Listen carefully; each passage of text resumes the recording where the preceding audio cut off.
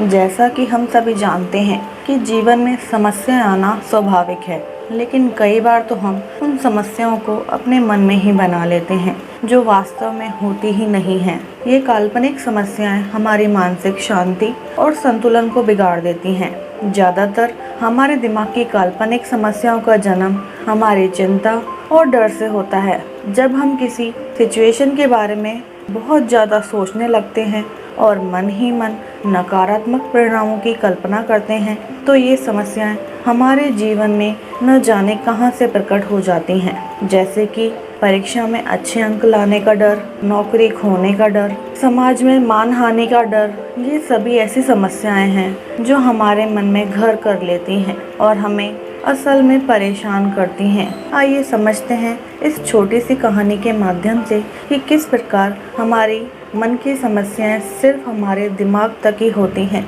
वास्तव में नहीं।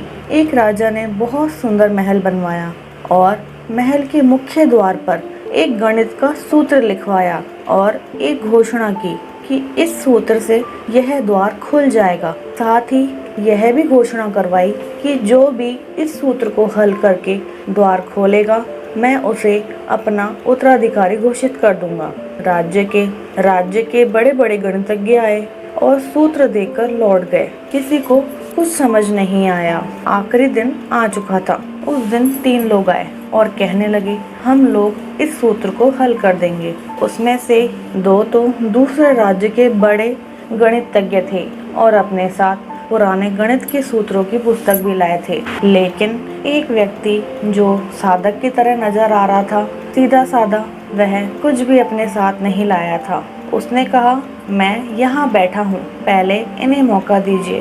दोनों गहराई से सूत्र हल करने लग गए, लेकिन द्वार नहीं खोल पाए और अपनी हार मान बैठे।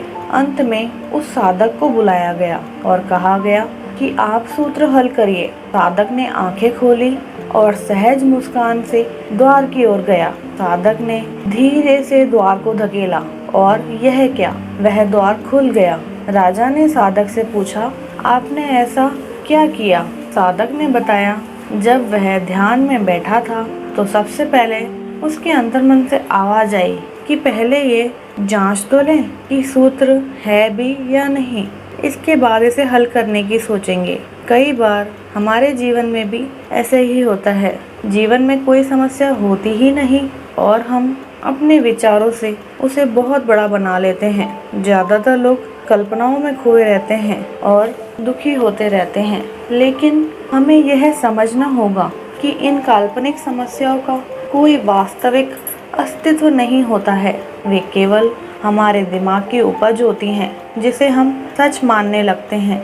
हमें अपने मन को शांत करना और सकारात्मक सोचना सिखाना होगा। मुश्किल दिमागी उपज के अलावा और कुछ नहीं है। तो दोस्तों, मिलते हैं एक और नई वीडियो के साथ। तब तक के लिए खुश रहिए, मुस्कुराते रहिए।